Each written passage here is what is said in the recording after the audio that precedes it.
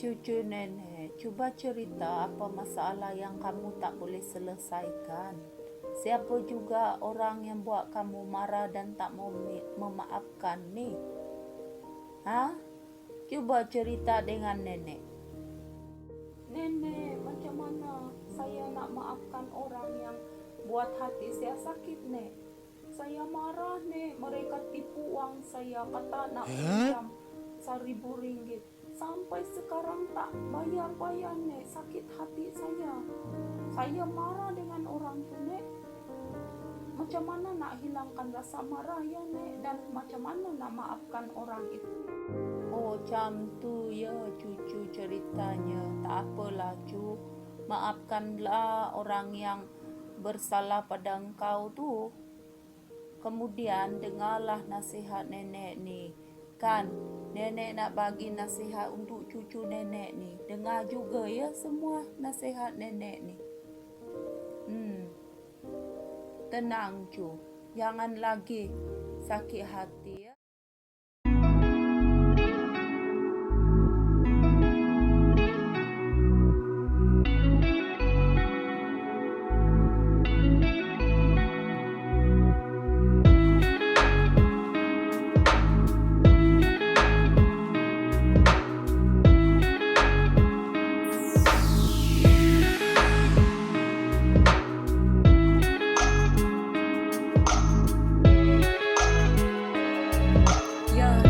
Cucu nenek. Kali ini dalam program siri kesihatan Menang Kesihatan atau Win Wellness Program, nenek akan berkongsi dengan cucu-cucu semua bagaimana kita boleh mengampuni orang lain, bagaimana kita boleh memaafkan orang yang bersalah dengan kita. Kita semua tahu bahawa memaafkan bukan mudah. Kalau orang lain bersalah kepada kita, apa harus kita buat? Perlukah kita berdendam? Perlukah kita membenci? Biasanya cucu-cucu kita gelak-gelak sini tengok nenek bersenam. Kali ini nenek nak kongsikan apa itu pengampunan, apa itu memaafkan. Apa maksud pengampunan ini cucu-cucu semua? Maksudnya pengampunan adalah kerelaan saya untuk membebaskan seseorang yang telah bersalah kepada saya dan memaafkan semua kesalahan mereka. Dan saya tidak perlu berhutang apapun dengan orang yang menyakitkan hati saya. Hutang perasaan, dendam dan sebagainya. Ya, cucu-cucu nenek ya. Pengampunan itu seperti bunga yang cantik, bunga ros yang kamu bagi dekat boyfriend, girlfriend kamu. Lalu boyfriend kamu ke girlfriend kamu tak suka bunga itu. Dipijak-pijaknya bunga yang cantik itu, yang harum bau wanginya. Pengampunan itu indah seperti itu. Pengampunan sejati adalah harumnya indah.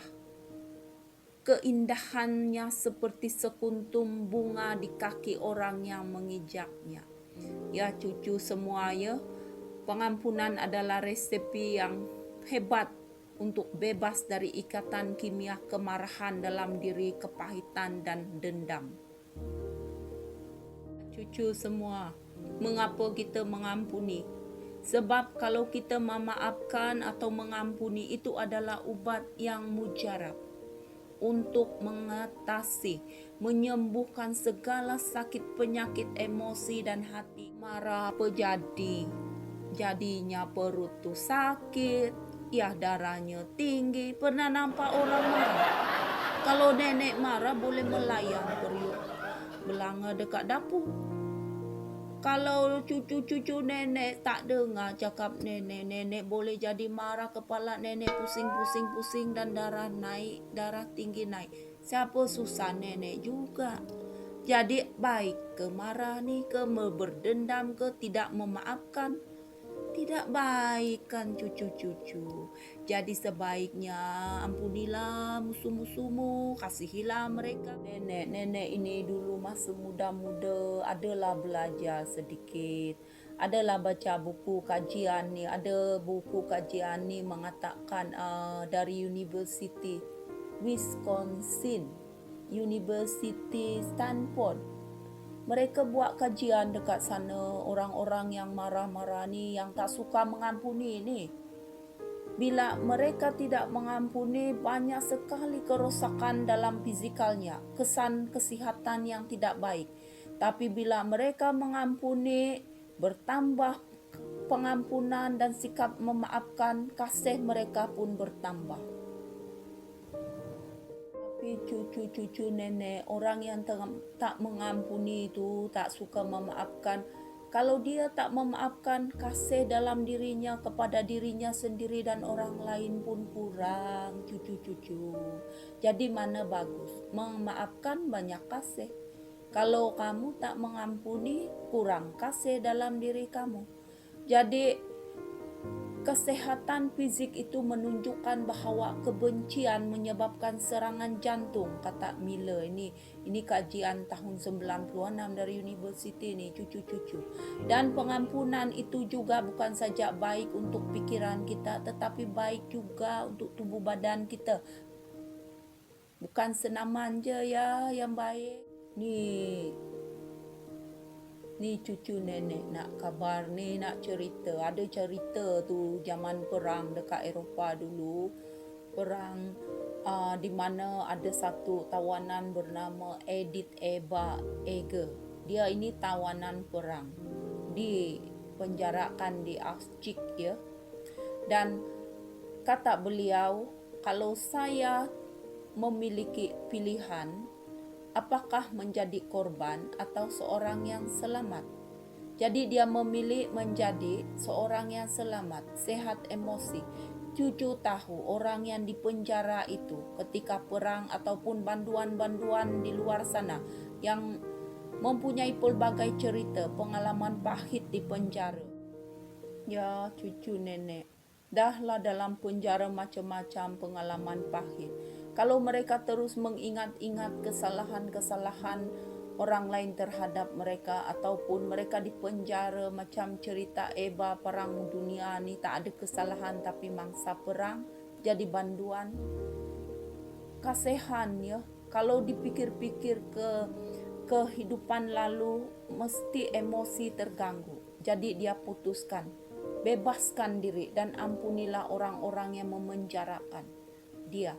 Ampunilah askar-askar Jerman yang pernah menyiksa dia di penjara.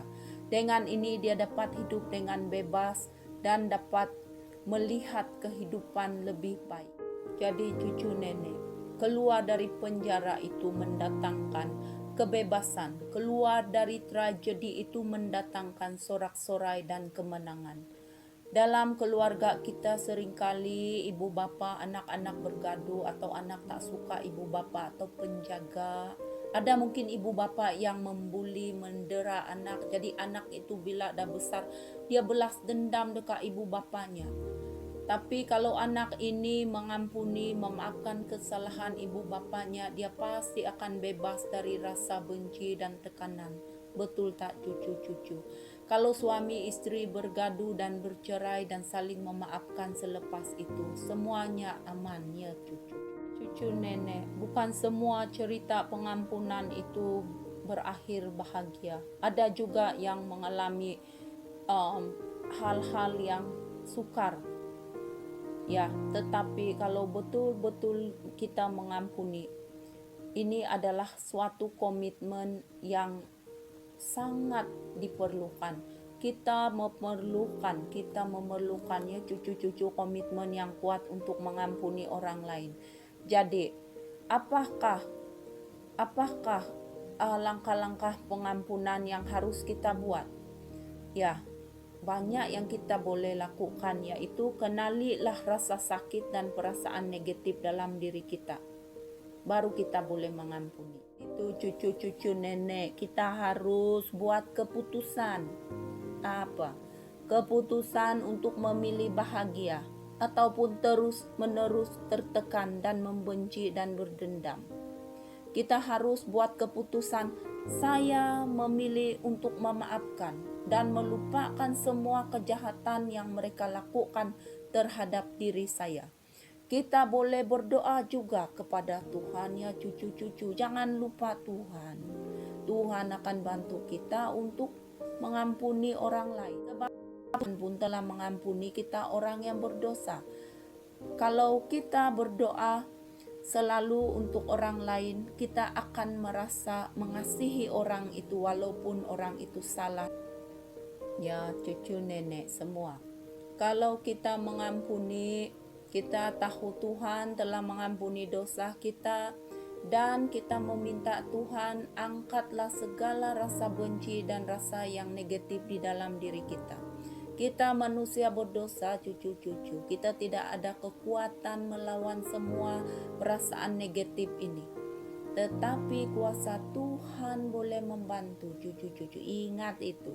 Kebebasan yang kita dapat setelah pengampunan adalah kita tidak mempersalahkan atau menuduh orang yang bersalah dengan kita. Kita melupakan apa yang terjadi, tidak berdendam, dan juga kita tidak memaafkan dengan tidak ikhlas. Kita boleh memilih berpindah dari penjara emosi ke penjara yang keluar penjara emosi. Kita boleh memilih menjadi orang yang bebas, tidak terbelenggu lagi dengan emosi-emosi negatif. Kita boleh mengatakan, ketika saya menyadari betapa Yesus Kristus telah mengampuni saya, maka saya akan memulai untuk memiliki kerinduan untuk mengampuni semua orang yang bersalah kepada saya. Dan saya juga akan mengampuni karena Yesus pun mengampuni orang berdosa. Sebagai orang Kristen ya cucu-cucu semua dan orang yang percaya Tuhan. Ingat Tuhan mengasihi kita walau macam mana besar pun dosa kita. Kepada ibu bapa yang menyakiti anak-anaknya, rendahkanlah hati untuk meminta maaf dengan anak-anak Anda. Kalau anak-anak yang telah menyakitkan ibu bapa dan keluarganya, rendahkanlah hati mengampuni sesama keluarga. Bertaubatlah dan buangkanlah perselisihan dalam keluarga yang tidak baik, supaya keluarga yang bersatu hati, saling memaafkan, mengampuni ini akan menjadi keluarga yang bahagia.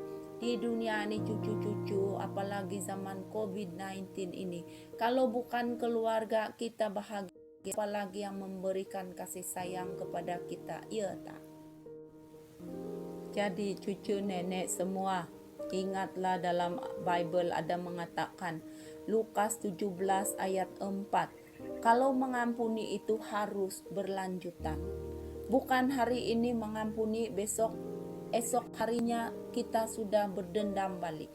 Di dalam Lukas 7:47 mengatakan, besar kasih pengampunanmu kepada orang lain, besarlah kasihmu. Sedikit pengampunanmu, sedikitlah kasihmu. Dan juga pengampunan adalah pemberian diberikan percuma dari Tuhan untuk manusia berdosa. Lukas 23:30. Jadi ingatlah ya cucu-cucu semua, jika kita mengakui dosa kita, Tuhan mengampuni kita dan melemparkannya jauh ke dalam lautan. Itulah Nabi Yesaya 55 ayat 7, Mikha 7 ayat 19 katakan ya. Jadi cucu-cucu, selagi ada peluang untuk berbuat baik kepada orang lain dan diri kita sendiri, bila kita mengampuni orang lain, maksudnya kita memberi kebaikan kepada diri kita, yaitu kuasa untuk bebas daripada rasa tertekan dan kesan negatif membenci itu akan bebas. Jadi cucu-cucu, kita boleh berdoa dan bertekad, saya memilih untuk mengampuni mereka yang menyakiti hati saya dan menghina saya. Tuhan, tolonglah saya juga untuk mengampuni diri saya atas kesilapan dan kebodohan saya sendiri.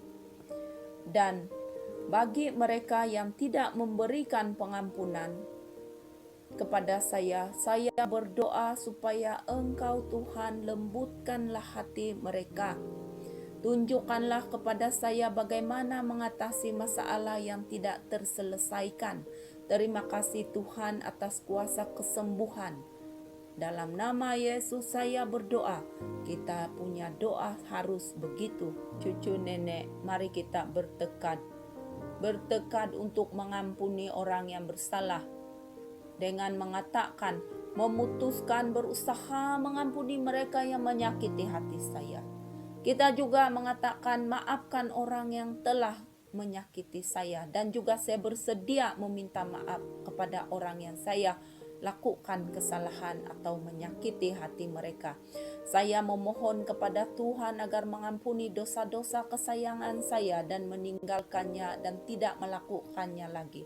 Cucu-cucu semua terima kasih telah mendengar nasihat dan kata-kata perkongsian dari nenek untuk memaafkan sesiapapun yang bersalah kepada kita. Ya cucu-cucu, jadilah anak-anak yang baik, yang suka memaafkan. Hidup di dunia ini sementara saja. Kalau kita sibuk mencari dendam, mencari kesalahan orang dan mengingat-ingat kesalahan orang, lalu kita ini nak jadi apa cucu-cucu? Nanti otak kita penuh dengan dendam, hati kita jadi hitam. Siapa yang sakit? Cucu juga, betul tak? Ya, terima kasih cucu-cucu semua, cucu-cucu nenek di MMR ini terutamanya, dan para penonton yang lain di luar sana. Kamu semua baik. Nenek sayang semua cucu nenek. Saya